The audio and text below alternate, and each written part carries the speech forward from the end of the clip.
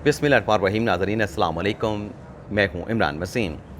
नाज़रीन, इस video log में एक तो आपको ये बताएंगे कि chief justice of Pakistan उमरता Bandial का आज कमरा अदालत नंबर 1 में आखिरी रोज़ कैसे गुजरा, कितने मुकदमात की समाअत की और उन केसेस में इस्लामाबाद हाई कोर्ट के जज का भी एक फ़ैसला किया, उनका एक केस था, उस पर बंदियाल साहब ने क्या हुक्मनामा जारी किया, ये आपको बताएंगे।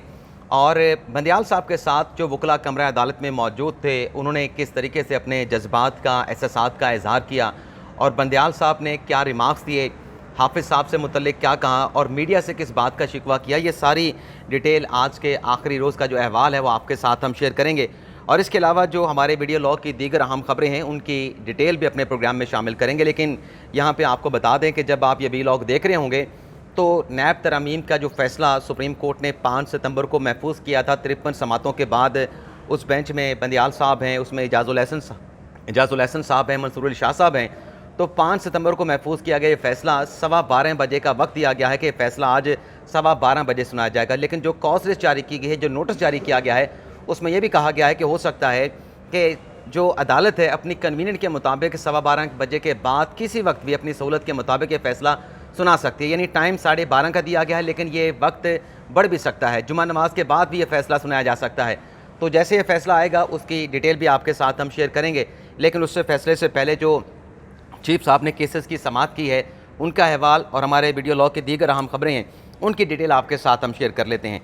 एक तो नाज़रीन जो खसूसी अदालत है जो ऑफिशियल सीक्रेट एक्ट के तहत बनाई गई, अबुल हसन ज़ुल्करनैन साहब जिन्होंने हुक्म दिया था अटक जेल के हुकाम को कि आप चेयरमैन PTI इमरान खान की उनके बच्चों के साथ, सलमान कासिम के साथ बात करवाएं और 15 सितंबर तक रिपोर्ट दाखिल करें। तौहीन अदालत की दरख्वास्त के ऊपर ये अहकामात जो है वो अबुल हसन साहब ने जारी किए थे। तो आज जेल हुकाम ने अदालत में, खसूसी अदालत में अपनी रिपोर्ट जमा करवा दी है, जिसमें यह कहा गया है कि जेल रूल्स के मुताबिक टेलीफोन पे बात कराने की इजाज़त नहीं दी जा सकती। यानी अटक जेल के हुकाम ने कह दिया है कि इमरान खान साहब की उनके बच्चों के साथ बात नहीं करवाई जा सकती। अब ये जो मुकदमा है, ये जो रिपोर्ट आज जमा हुई है, इसका पीर के रोज़ यानी 17 सितंबर को जज अबुल हसन साहब जायज़ा लेंगे कि आया कि इसके ऊपर फर्दर क्या इक़दाम उठाने हैं। इसके अलावा आज अली वज़ीर को, साबिक़ रुकन असम्बली अली वज़ीर को जो है 3 दिन का जिस्मानी रिमांड मुकम्मल होने के बाद जुडिशल मजिस्ट्रेट मोहम्मद बशीर की अदालत में पेश किया गया और जज साहब ने अली वज़ीर को जिस्मानी रिमांड मुकम्मल होने पर उनको जुडिशल कर दिया है। इसके अलावा जुडिशल कम्प्लेक्स हमला केस में परवेज़ इलाही साहब की ज़मानत का फ़ैसला जज अबुल हसन साहब ने सुना दिया है। उनकी ज़मानत को एक्सेप्ट कर लिया है। परवेज़ इलाही साहब की उन्हें रिहा करने का 20,000 के मचलकों के एवज़ जो है वो रिहा करने का हुक्म दे दिया। लेकिन परवेज़ इलाही साहब को खदशा है कि उन्हें किसी दूसरे केस में गिरफ्तार ना कर लिया जाए, तो उनके जो वकला हैं उनकी जानिब से इस बात का इम्कान ज़ाहिर किया जा रहा है कि हो सकता है कि ये हाई कोर्ट में कोई दरख्वास्त जो है वो दायर की जाए और वहाँ पर हाई कोर्ट से ऑर्डर लेके जो है, जब जैसे ही ऑर्डर हासिल किया जाएगा फिर परवेज़ इलाही जुडिशल कम्प्लेक्स से निकलेंगे ताकि किसी दूसरे केस में उनको गिरफ्तार ना किया जा सके। इसके अलावा नाज़रीन, इलेक्शन कमीशन ने इस्तेहकाम पाकिस्तान पार्टी के नाम से मुतल्लिक इस्तेहकाम पाकिस्तान तहरीक की दरख्वास्त खारिज कर दी। यानी एक तो इस्तेहकाम पाकिस्तान पार्टी है, दूसरी तरफ पाकिस्तान तहरीक के नाम से, इस्तेहकाम पाकिस्तान तहरीक के नाम से एक और दरख्वास्त भी है, तो उनकी दरख्वास्त को वो खारिज कर दिया। ये फ़ैसला महफूज किया गया था जो आज जो है वो इलेक्शन कमीशन की जानिब से जो है वो सुनाया गया है। अब आ जाते हैं जो बंदियाल साहब का आखिरी रोज़ सुप्रीम कोर्ट के कमरा अदालत नंबर 1 में गुजरा। सबसे पहले तो नाज़रीन जो जज साहब का मुकदमा सुना, 8 केसेस थे आज जो बंदियाल साहब ने सुने अपने आखिरी दिन में कमरा अदालत नंबर 1 में, और उनके साथ बेंच में जस्टिस मोहम्मद अली मज़हर और जस्टिस आयशा मलिक साहबा शामिल थीं। और वैसे आपको बता दें कि ये केसेस से फारिग होने के बाद बंदियाल साहब ने जो अपने साथी जजेज़ हैं उनके साथ एक जो कंबाइंड एक पिक्चर होती है, आखिरी जो तस्वीर होती है, वो भी बंदियाल साहब भी थोड़ी देर पहले खिंचवा के अपने चैम्बर में जा चुके हैं। मियाँ गुल हसन औरंगज़ेब साहब जो सीनियर जज हैं इस्लामाबाद हाई कोर्ट के, और उनके साथ थे जस्टिस अरबाब आरिफ साहब। इन्होंने नाज़रीन आज जो एक केस था इनका, ये बेंच किसी और का मैं जिक्र कर बैठा, ये मियाँ गुल हसन औरंगज़ेब साहब का एक उस वक्त का केस है, पेशावर हाई कोर्ट में चल रहा था जब वो जज नहीं बने थे। ग़ालिबन कोई ख़ानदानी प्रॉपर्टी का कोई केस था, लिटिगेशन थी, जिसमें इनसे मुतल्लिक मियाँ गुल हसन औरंगज़ेब साहब से मुतल्लिक बतौर जब वो वकील प्रैक्टिस किया करते थे, कुछ ऐसे इल्ज़ामात लगाए गए थे कि डेफामेशन का सूट इन्होंने फ़ाइल किया था पेशावर हाई कोर्ट में, इस्लामाबाद हाई कोर्ट में। अब चूँकि ये जज बन चुके हैं तो इन्होंने ये सुप्रीम कोर्ट में दरख्वास्त दी कि क्योंकि मैं इस्लामाबाद हाई कोर्ट में बतौर जज काम कर रहा हूँ और वहाँ पे मेरा ये केस नहीं सुना जाना चाहिए। मेरे इस केस को या तो पेशावर हाई कोर्ट में या फिर लाहौर हाई कोर्ट में अपना ट्रांसफ़र कर दिया जाए। तो आज दूसरी साइड के हाजी बख्त रशीद, जो कि इस केस के दूसरी साइड के लिटिगेंट थे, उनके बेटे पेश हुए और उन्होंने कहा कि हमें कोई एतराज़ नहीं कि ये जो केस है इससे अगर इस्लामाबाद हाई कोर्ट से निकाल के, मियाँ गुल हसन औरंगज़ेब साहब की अदालत से निकाल के अगर लाहौर हाई कोर्ट में ट्रांसफ़र कर दें या पेशावर हाई कोर्ट में ट्रांसफ़र कर दें तो कोई जो है वो हमें एतराज़ ना होगा। तो वकील से पूछा बंदियाल साहब ने कि कहाँ आप कहते हैं, पेशावर ट्रांसफ़र कर दें या लाहौर हाई कोर्ट ट्रांसफ़र कर दें।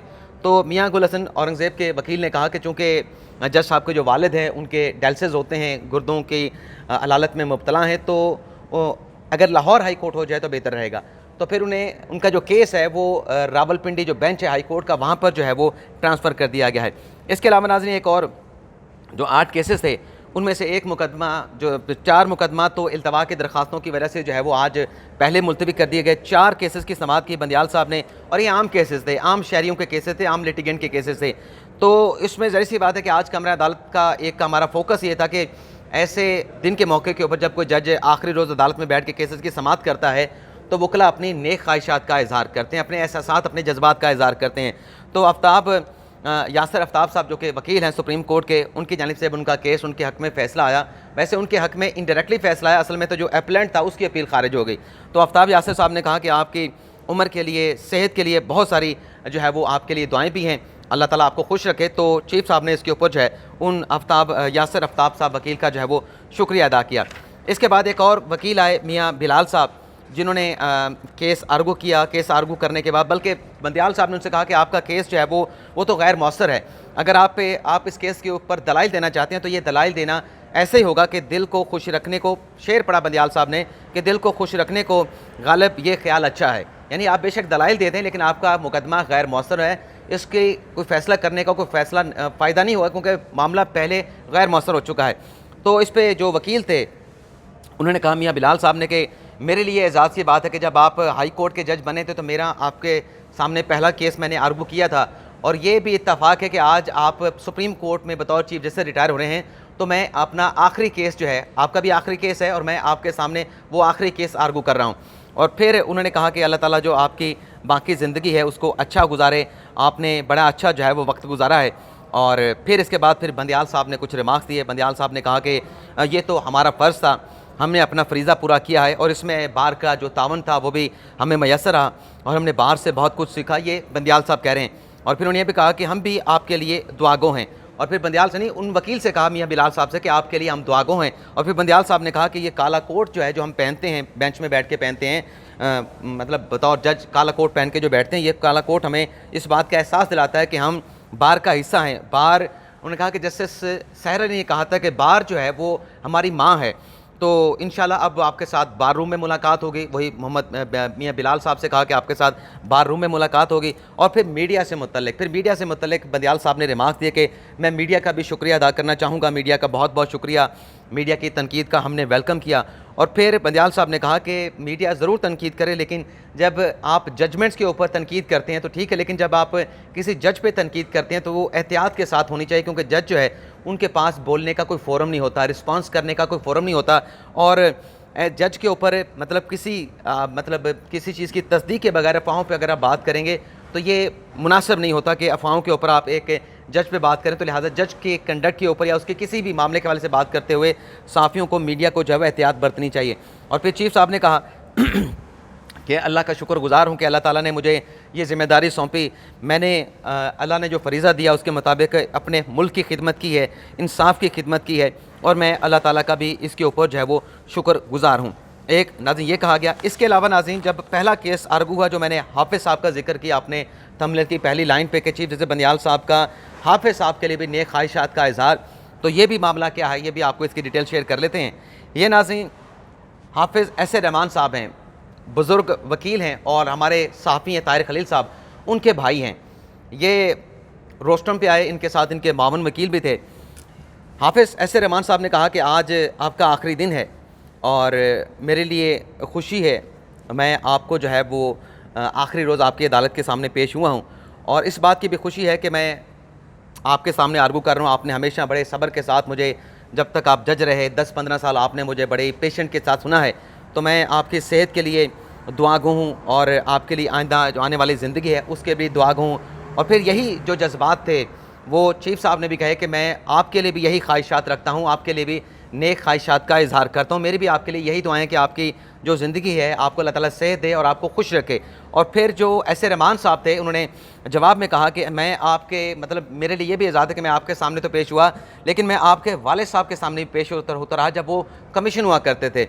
अब ये कमीशन वाली बात ये थी कि ग़ालिबन जो फ़तेह बंदियाल साहब थे, फ़तेह मलिक बंदियाल साहब थे, अगर नाम मैं गलत नहीं ले रहा, तो ग़ालिबन उन्हें किसी दौर में किसी कमीशन का हेड बनाया गया होगा, कोई कमीशन की ज़िम्मेदारी सौंपी गई होगी, तो उस कमीशन में ग़ालिबन जो है ये अपने हाफ़िज़ एहसन रहमान साहब जो है वो पेश होते रहे। तो ये नाज़रीन अब तक का जो अहवाल हमने सुप्रीम कोर्ट से आपके साथ शेयर किया। अब मेरे ज़हन में ये आ रही है कि एक ख़बर थी जो कि अपने जनाब अपने क्या कहते हैं मियां गुल हसन औरंगज़ेब और जस्टिस अरबाब ताहिर साहब के हवाले से, वो कौन सी ख़बर थी, वो कहाँ पे मैंने लिखी, वो मुझे ज़हन में नहीं आ रही, हालांकि मैंने वो नोटिंग की थी। लेकिन बहरहाल मज़ीद इसमें नाज़रीन कोई अली वज़ीर साहब का मज़ीद 6 दिन का जिस्मानी रिमांड किसी और केस में पकड़ लिया गया, 6 दिन का जिस्मानी रिमांड की इस्तदा की, लेकिन अदालत ने उस इस्तदा को रद्द कर दिया। ये वही है नाज़रीन जो इस्तदा जो है वो रद्द की गई है, 29 सितंबर को दोबारा जो है वो पेश करने का कहा गया है। तो ये नाज़रीन हमारा वीडियो लॉग आपसे इजाज़त चाहते हैं। नैब तरमीम के हवाले से फ़र्दर जो भी डेवलपमेंट होगी उसकी डिटेल फिर आपके साथ हम शेयर करेंगे, लेकिन बज़ाहिर ऐसा लग रहा है कि नैब तरमीम के हवाले से कोई फ़ैसला कोई अच्छा नहीं सुनाया जाएगा। इमरान खान साहब की दरख्वास्त है, हो सकता है कि इमरान खान साहब की दरख्वास्त को एक्सेप्ट कर ले जाए, लेकिन इसमें हो सकता है कि जो रिमांड का मामला है कि रिमांड की मैयाद को कम कर दिया गया था, ज़मानत दी गई थी और कुछ और भी ऐसी तरमीमें थी जो इमरान खान साहब के वकील ने एडमिट किया था कि अच्छी तरमीमें हैं, हम नहीं चाहते कि इनको नलीफाई होने चाहिए। यानी अब आपको ज़मानत के लिए हाई कोर्ट में नहीं जाना पड़ेगा, बल्कि आप ट्रायल कोर्ट से ज़मानत हासिल कर सकते हैं। जैसे कि पिछले दिनों बुशरा बीबी साहबा ने जो उनके खिलाफ 190 मिलियन पाउंड की मुबैना मनी लॉन्ड्रिंग का केस है, उसमें जज मोहम्मद बशीर साहब ने उनसे ज़मानत ले ली। और फिर जो पहला कानून था नैब का, उसमें 90 रोज़ का रिमांड था, फिर उसको कम करके 30 दिन कर दिया गया, और फिर जो नई तरमीम हुई उसमें उसको 60 दिन कर दिया गया है। और उसमें एक और भी चीज़ है, मतलब मुझे याद नहीं आ रही, तीसरा एक और भी यहाँ पॉइंट है, उस तरमीम को भी जो है वो बरकरार रखा जा सकता है। तो ये था नाज़रीन हमारा वीडियो लॉग, आपसे इजाज़त चाहते हैं। अल्लाह ताला हम सब का हामी नासिर हो। फर्दर जो भी डेवलपमेंट होगी, हाँ शेख रशीद साहब के हवाले से खबर है कि इस्लामाबाद हाई कोर्ट ने, ये वही केस था जो मैं कह रहा था कि उसमें गुल हसन औरंगज़ेब साहब भी हैं और अरबाब ताहिर साहब भी हैं। ये शेख रशीद साहब की जो गाड़ियाँ गिरफ्तारी के वक्त कब्ज़े में ली गई थी, अदालत ने उनकी तमाम गाड़ियाँ वापस करने का हुक्म दे दिया कि जहाँ से उनकी गाड़ियाँ तहवील में लेगी उसी जगह पर जाके उनकी गाड़ियों को उनको जो है वो वापस उनके सपोर्ट किया जाए, उनको वापस किया जाए। इजाज़त चाहते हैं, अल्लाह हाफ़िज़।